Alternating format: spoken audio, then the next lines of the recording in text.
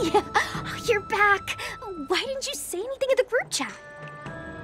I'm on duty. Let's catch up later.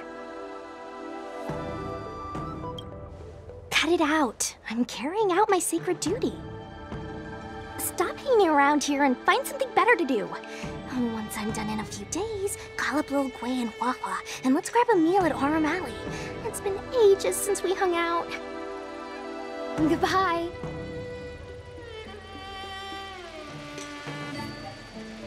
Please do not hinder me carrying out my sacred duty. We can discuss whatever you want after my shift. All these years, and the view at the Alchemy Commission hasn't changed a bit. The tides come and go, but the ancient sea remains the same. For us Vidyadhara, there's nothing more nostalgic than our homeland. You're a Luofu native, Miss Lingsha?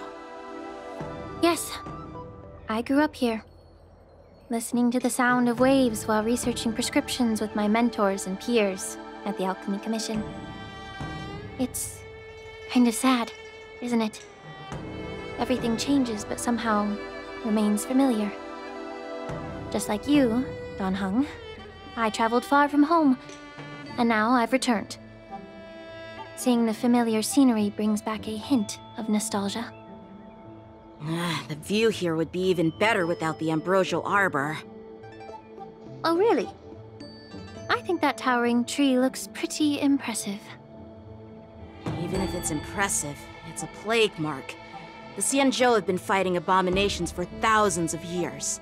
And now that the ambrosial arbor has been reborn, it's only natural for everyone to feel uneasy.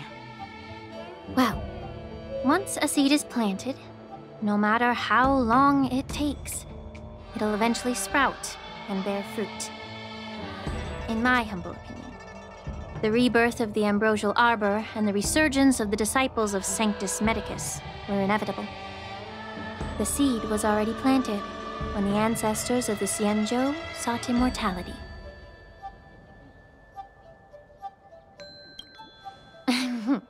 My bad. Well, since you went through the entire ambrosial arbor crisis firsthand, Dan Heng and Lieutenant Yanqing, I'd like to discuss something with you.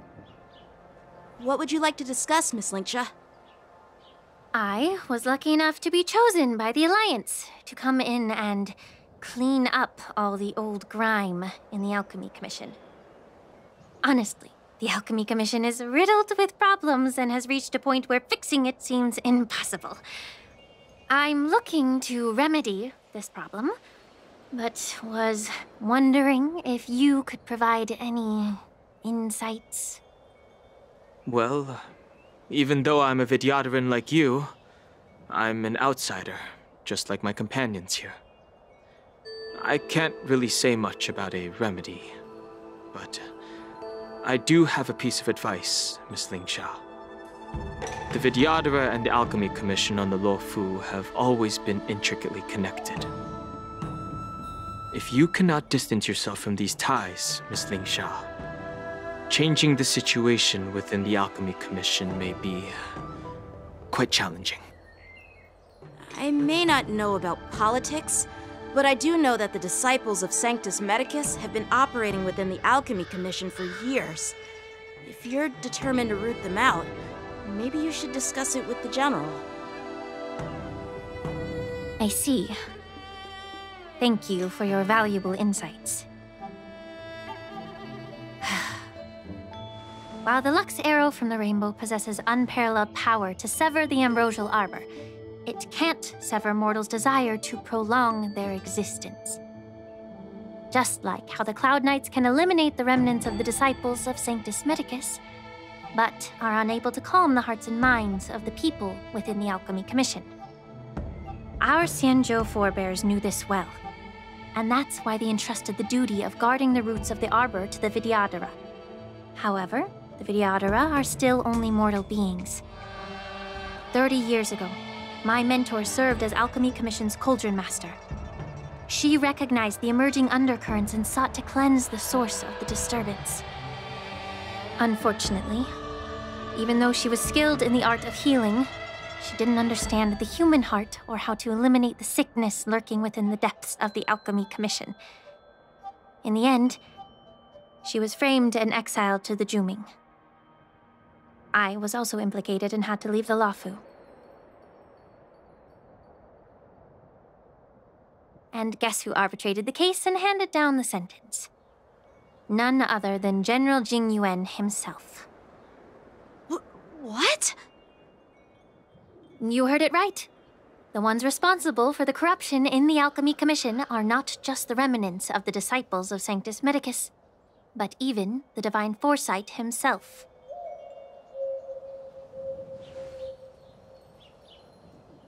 Alas, why is your face turning pale, Yanqing? Don't worry about it. I understand that when someone holds a position of power, they may sometimes have to make tough decisions. I won't hold any personal grudges against him. Besides, at our age, holding personal grudges is a luxury we can't afford. Lingsha, you're back! Ugh, I've been waiting ages for you.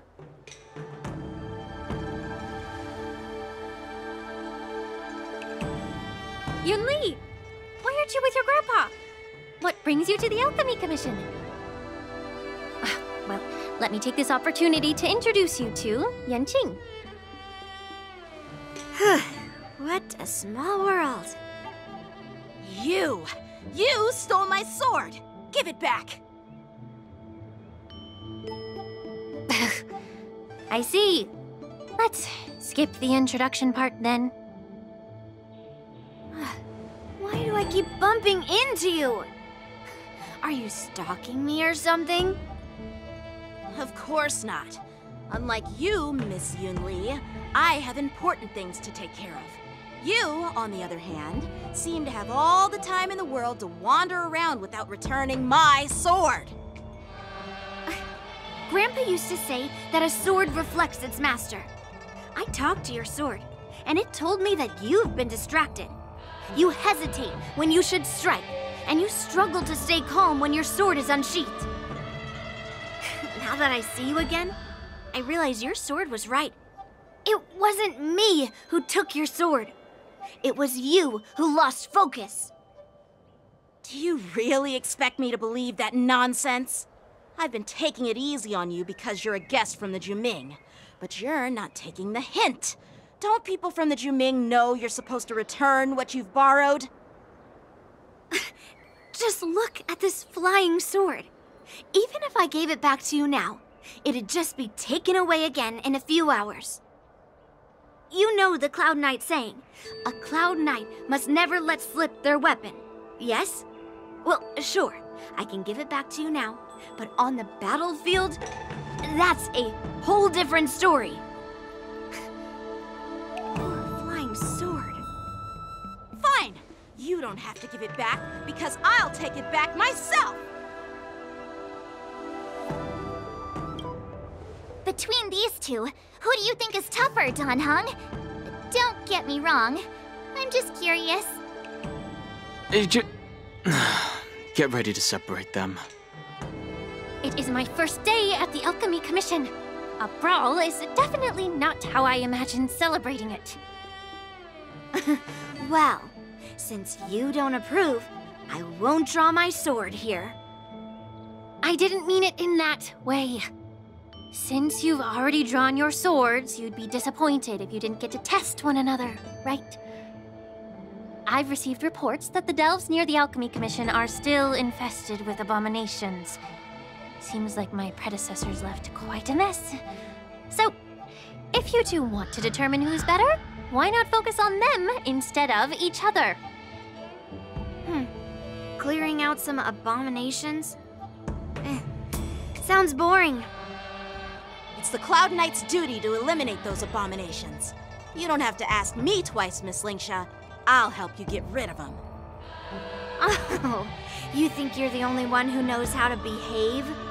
If Lingsha needs anything, I'll gladly draw my sword and help her out.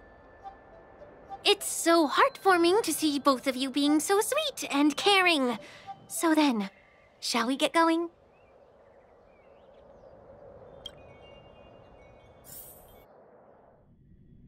Ever since the disciples of Sanctus Medicus were eradicated, their experimental abominations have been festering here. If you want a contest, I'll be the referee. The one who kills the most abominations within an hour wins. Lingsha, as always, you're still an expert in making unpaid work sound so noble and grand.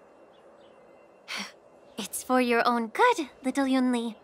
While you desire to compete against each other, I don't want to see either of you getting hurt. That's really thoughtful of you, Cauldron Master. So, are you both ready?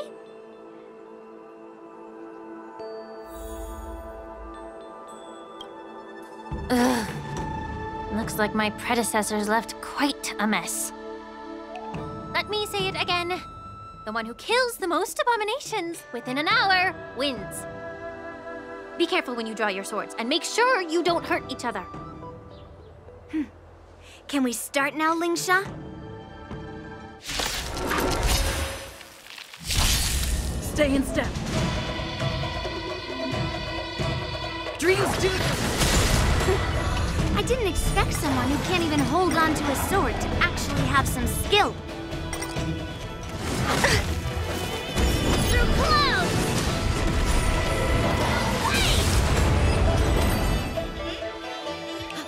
I win, Miss Yunli! You got lucky. Why don't you just give me back my sword, sincerely apologize, and then go cry your eyes out to your grandpa? Consider yourself lucky that I'm not interested in your rusty sword, as I don't have the nasty habit of snatching other people's weapons. All you did was chop down a few monsters. Don't get carried away with yourself. If you think you can just take this sword from my hand, go ahead and try.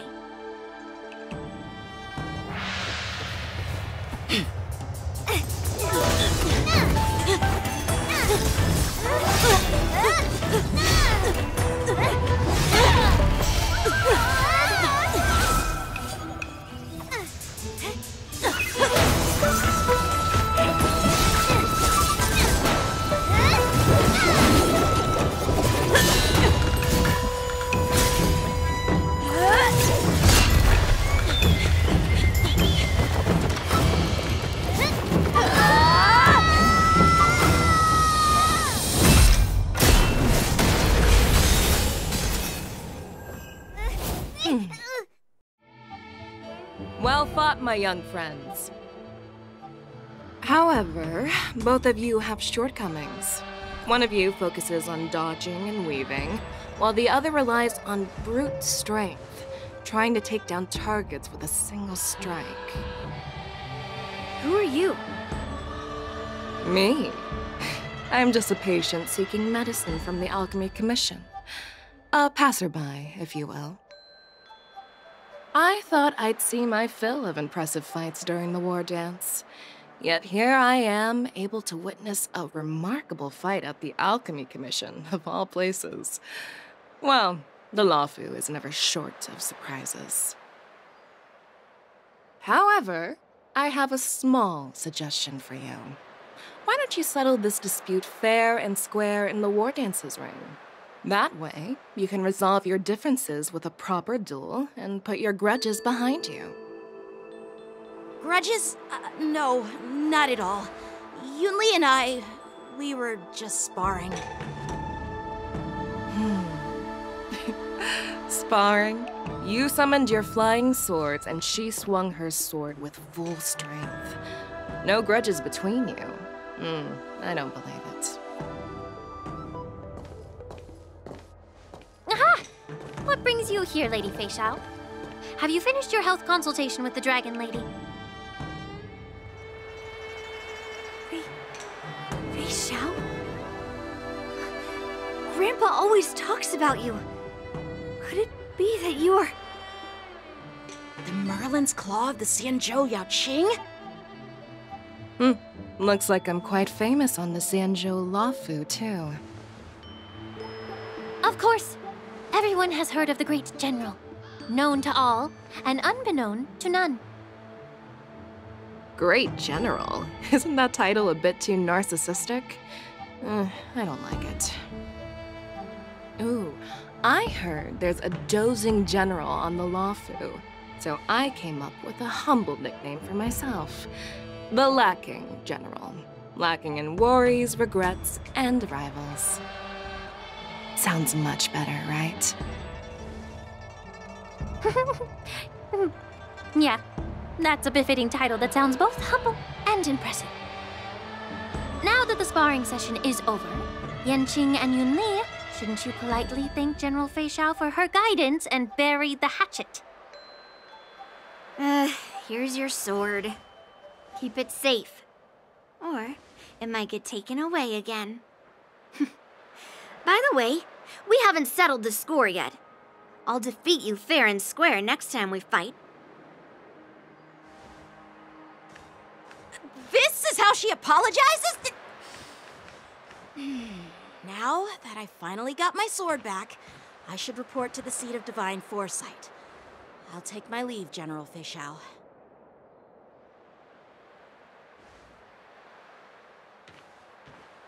Oh, by the way, Miss Linksha, if you've got some free time, I'd like to invite you to the seat of divine foresight for a chat with General Jingyuan. I think there's more to those personal grudges you mentioned earlier.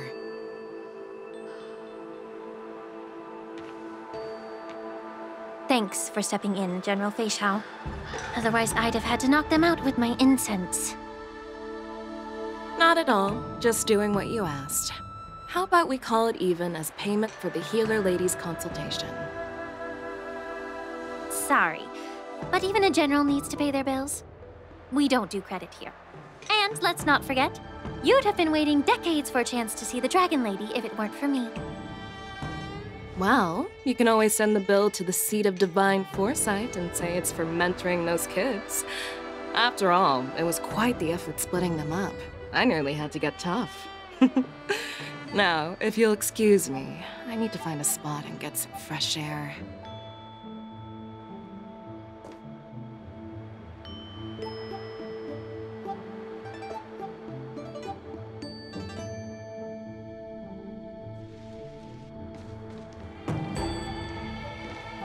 Back already? You've met with Jing Yuan and wandered around for a few hours. So, what do you think? It appears that the Divine Foresight is using this war dance as a show of strength to convince everyone that the Lawfu is prospering after the Ambrosial Arbor crisis. But... I know you're going to say but, right? But the influx of people attending the war dance is like a breeding ground for disorder and rumors. One wrong move, and the Lawfu could be in a world of chaos. The Cloud Knights on the streets remain vigilant, so at the very least, General Jing Yuan is aware of this. As for other matters, I'm unable to say. I'd prefer to be excused from future meetings with generals. I'm just a military healer. And now all of a sudden I'm thrust onto the center stage having cordial chats with two generals? My work doesn't lend itself to being in the limelight either. Just stop whining. At least you're in one piece, right? Before getting in touch with General Jing Yuan, I wanted to put aside my assumptions and see his momentum. That includes the overall bearing of the Cloud Knights on the street, what people are saying, and how those close to him behave. The might of an army dwells not within its pawns, but within the force of its collective momentum. Recognizing this fact reveals the true measure of power. Thanks for enlightening me, General. A perfectly clear statement turned confusing thanks to your translation. You've made me lose where I was now. Anyway, this is how I operate in battle, so you might as well get used to it. Are you treating General Jingyuan as your enemy? The longest-serving general of the Xianzhou Lawfu. Do you think he'd have only a few enemies? By the way, General, You met the healer lady, yes? Could you show me the medicine she prescribed you? Well, the healer lady couldn't do anything about my condition. She just told me to enjoy some tasty food. So not even the famed healer lady could help? Don't worry. I'll fulfill my promise and find a way to cure you. Actually, I've found some leads. Well, life and death, Jiao Cho. It's all predetermined. Upon starting my military career, I made a pledge that the rest of my life would be dedicated to being the Xianzhou's spearhead, hunting down the abominations of abundance till the end of my days. As long as I can fulfill that deep-seated desire, I don't care how long I live. You asked if I view General Jing Yuan as my enemy. No. My real enemy has always been myself.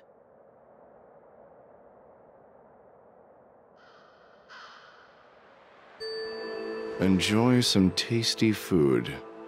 So, what's for dinner tonight? Jeez. You really know how to read the room, don't you? You guys figure it out for yourselves. I'm due to catch up with an old war friend I've not seen for quite a long time.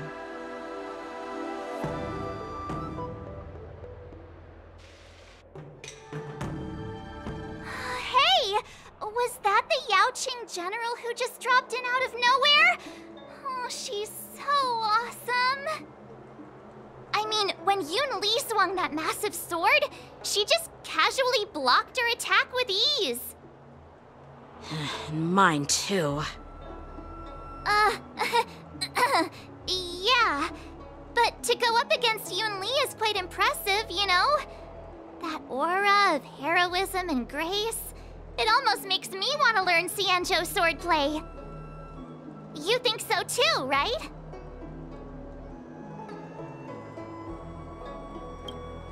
Can't you put a little more enthusiasm into it?